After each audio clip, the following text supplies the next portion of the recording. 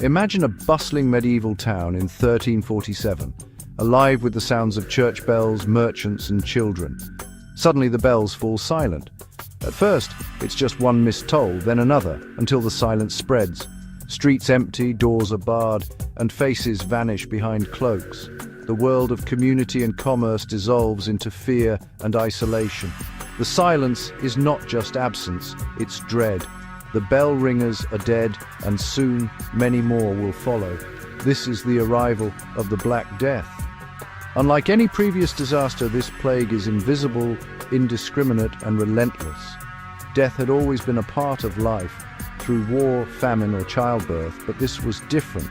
The plague moved like a phantom, sparing no one. The silence of the bells was the first sign that Europe was entering its darkest hour.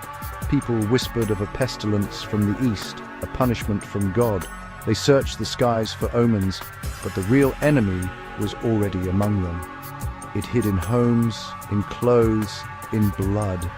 The silence was a prelude to a symphony of death that would soon engulf the continent. The world as they knew it was ending, and no one understood why. The fear was a physical presence, heavy and inescapable. The Black Death had arrived, and nothing would ever be the same. To grasp the devastation of the Black Death, we must see the world it shattered.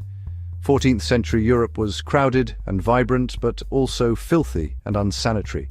Waste filled the streets, animals roamed freely, and clean water was rare. Fleas and lice were everywhere, and personal hygiene was minimal. Medical knowledge was primitive. Doctors relied on bloodletting and bizarre potions, with no understanding of germs. Illness was seen as divine punishment, and prayers were as important as medicine.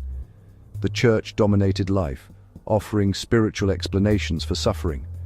Society was rigid, built on faith and tradition, but also fragile and vulnerable. The stage was set for catastrophe. When the plague arrived, it found a world perfectly primed for disaster. The crowded cities and ignorance about disease made Europe an easy target. The old world felt unchangeable until it was swept away in a matter of months. The Black Death would expose the weaknesses of this ancient order. Europe was about to be transformed forever. The Black Death's journey began in Central Asia, where it lived harmlessly in wild rodents. Climate shifts forced rodents closer to humans, and the bacterium Yersinia pestis found new hosts. The Silk Road, a highway of trade, became a highway for disease. Fleas on black rats carried the plague from Asia to Europe, hidden in cargo and ships. In 1346, the plague reached Kaffa, a Crimean port under Mongol siege. Legend says Mongols catapulted plague-ridden corpses over the city walls, unleashing biological warfare. Genoese merchants fled Kaffa by ship, unknowingly carrying the plague to Europe.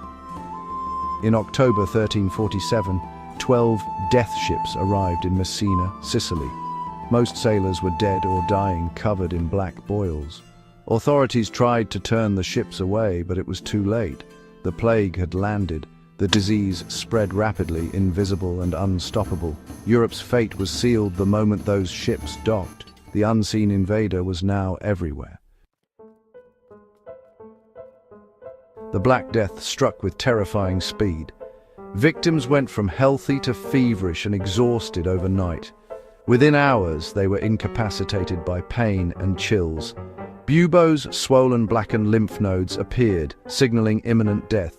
Internal bleeding, vomiting blood, and ragged breathing followed. The pneumonic forms spread through the air, making even proximity deadly. Most died within days, often alone, abandoned by terrified loved ones. Doctors were helpless, their remedies useless.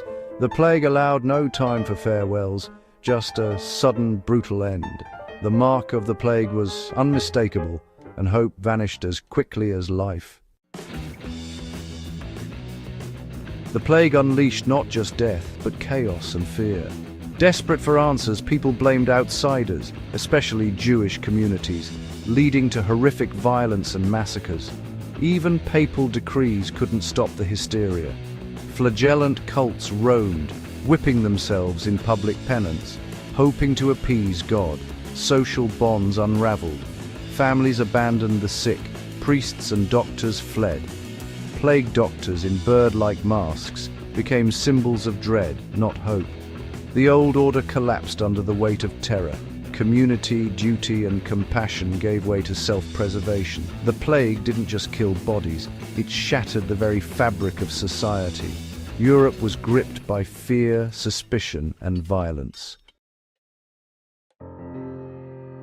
The death toll was staggering. Up to half of Europe's population perished in just a few years.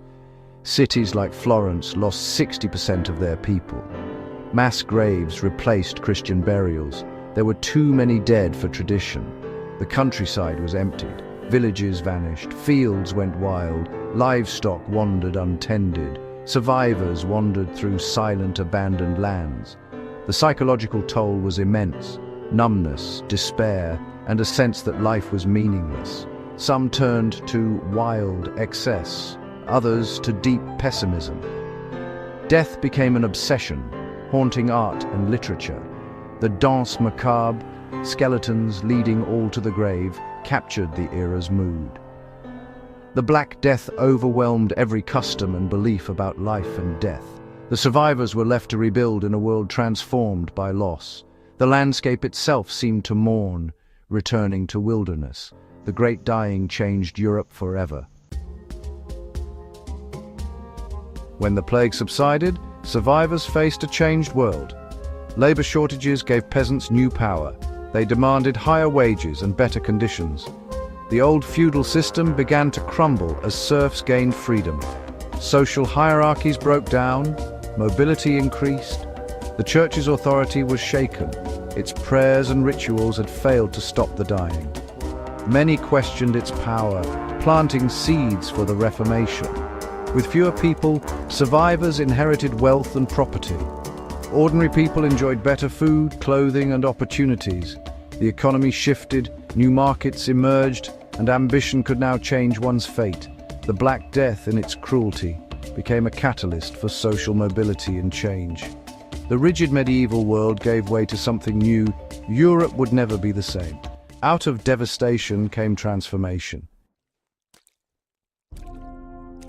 The Black Death forced people to question old beliefs and seek new knowledge. Doctors began dissecting bodies, laying the groundwork for modern medicine. Cities pioneered public health measures, quarantines, isolation hospitals, and sanitation laws. The word quarantine was born in Ragusa, where ships were isolated before entering port. Governments started tracking disease, taking responsibility for citizens' health. Human reason and organized action became tools against disaster. The plague helped end feudalism, weakened the church's grip, and sparked the Renaissance. Catastrophe became a crucible for progress and innovation. The trauma of the Black Death forged the beginnings of the modern world. Out of darkness, a new era dawned. The world was forever changed by the lessons of survival and adaptation.